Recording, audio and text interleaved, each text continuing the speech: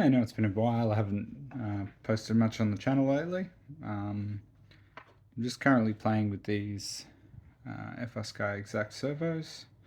This is a BLS 5403H. Using a TDR18. I don't have this powered correctly. I should have an XT30 going to there. I just a bit lazy to make a 60 to 30 adapter, so I've just plugged them in next to each other. It is fine to do that. We're not doing monster currents here, so can't see that hurting any of the equipment. But anyway, just a quick overview of how these servos work, how to use the F-port system, how to set that up on the receiver side and on the radio side. I'm going to try and do this as one take and avoid wasting too much time, which is what I'm doing right now, so let's get into it.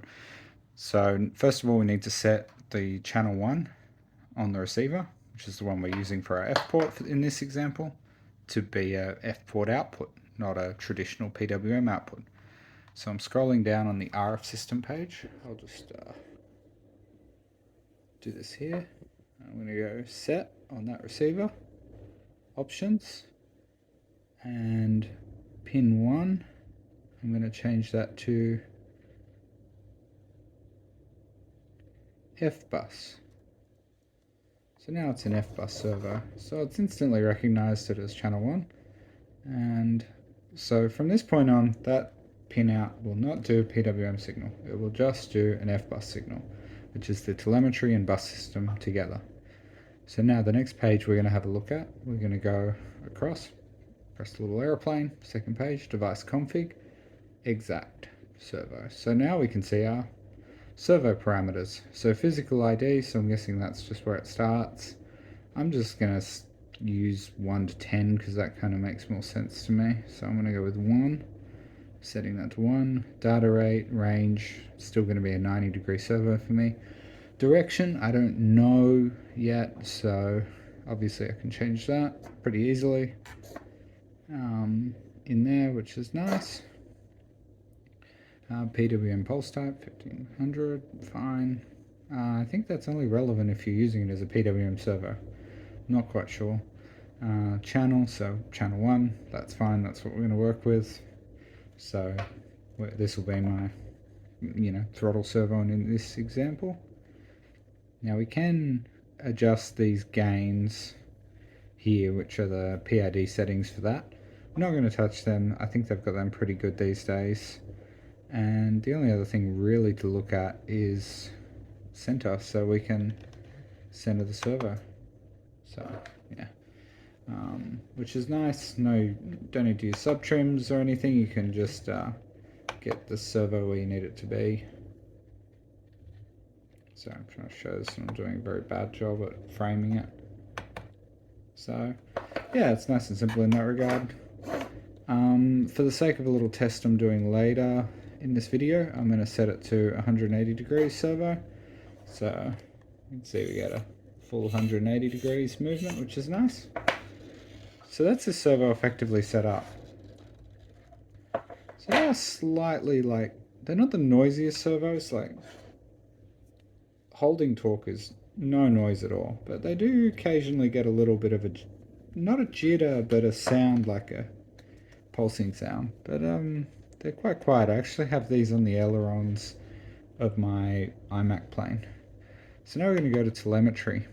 I'm going to delete all because I think I've already found these. So now we're going to discover new sensors, and then if we turn discovery off, we scroll down, we can see our values for, we can see the voltage to the servo, the current. See if I just got the servo in my hand there, I can twist that and start to make some current noises happening. It doesn't seem to use much current to hold it there. Obviously there's some rounding, it's not drawing 0.0 amps, but it's drawing something. The really interesting ones to me is the actually voltage, because you can see the voltage drop to the servo and you can see the current as well, but the voltage drop's quite interesting. The main one I'm going to be looking at for telemetry and safety is temperature, and I'm going to actually have a bit of a play with that now because I'm quite interested to look at what happens when I clamp the servo to the table, deliberately stall it, and watch that temperature climb. So I may not make this one take, I may do a second part. So I've set up, sorry, that tiny little noise is annoying. There is some noise from the servo, it's not silent. It's just a bit of a centering noise. I'm curious to see how they center. They are going in my iMac plane. Again, I have been happy with the ones in my current iMac plane, in my 104-inch NG. So I'm going to do something a bit silly right now.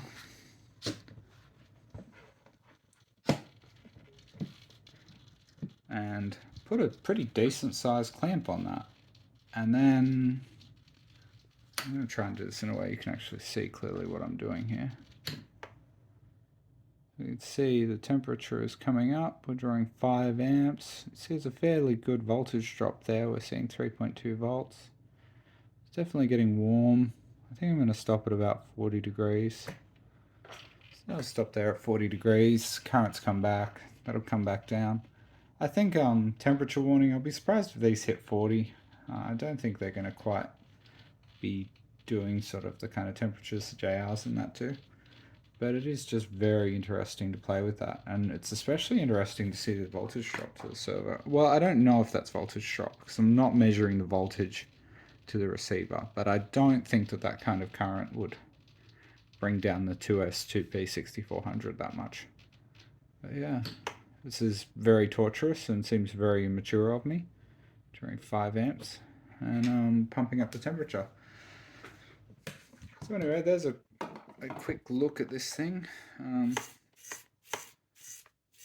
This isn't the fastest servo on the market, and that's not a fully charged battery. I think this is about the 0.12 50 odd kilo servo, but the holding torque is quite good. There's very little play in that. Trying to move that by hand is nigh impossible. I can't really hold that. I think I'd break my thumb if I tried to do that. So yeah, after a year of these in my iMac plane running the advanced radio distribution board, I've been really happy. Now that the TDR18 is out and I can have a full F-port plane simply, in a way that's quite practical, I'm really excited to try these out. So I hope this informal video has been useful to someone.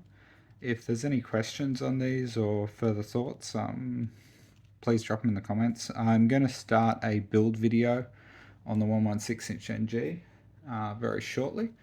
The wings are over there being quite threatening at the moment.